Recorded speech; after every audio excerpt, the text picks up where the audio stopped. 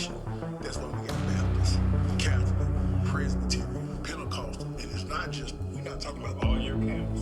Oh, this. Yeah, exactly. Yeah. Exactly. We all in this. Yeah, right. All right. You're right. We all don't agree. Exactly.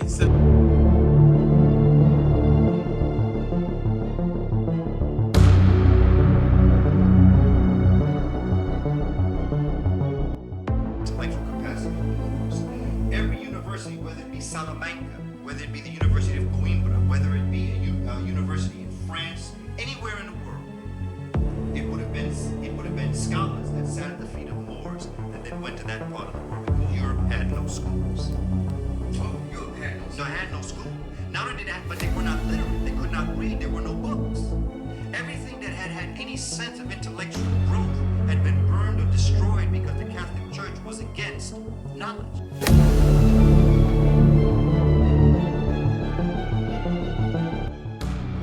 The first Trinity, Asar, Marset, and Haru. I know we got some Jesus folks up in here. They sneaking everywhere. Well, I got some born again Kemetu people in here. You know, like Ray Higgins. He was the first time he heard the word Haru in a meeting, he wanted to fight. No, Jesus ain't got nothing to do with no Haru. You know, he wanted to beat them. He's supposed to be a Christian minister. He's ready to fight, beat somebody up because they confuse Jesus with Haru. But just give him the tape. Look at this. Read this book, 18 Crucified Savior or JC.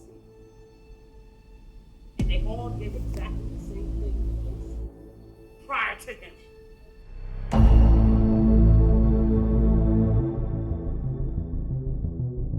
Really, what an excellent question. Of course it's unlivable. Jesus goes so far as to say things like, you've heard it say, thou shalt not commit adultery. I tell you, if you have lusted in your heart, you've already sinned. You've heard it say, thou shalt not kill. I tell you, if you feel anger in your heart, you've already sinned. So just having a natural emotion of lust or an immediate reaction of anger to an injustice makes me a sinner? None of us goes through a single day without sinning. But of course, that's part of our need, our inherent need for redemption. Christianity's fundamental premise is the inherent corruption of man. We have various theories about this.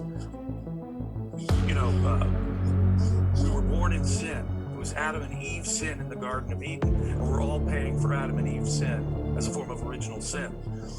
But really the thing that gave it lasting power, it seems to me, is Platonism. The dissing, if you will, the necessarily diminishing and putting down of the material world is part of Platonism, right?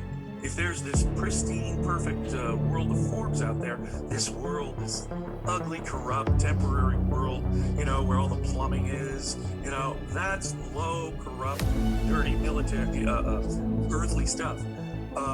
Christianity very much relies on Platonism.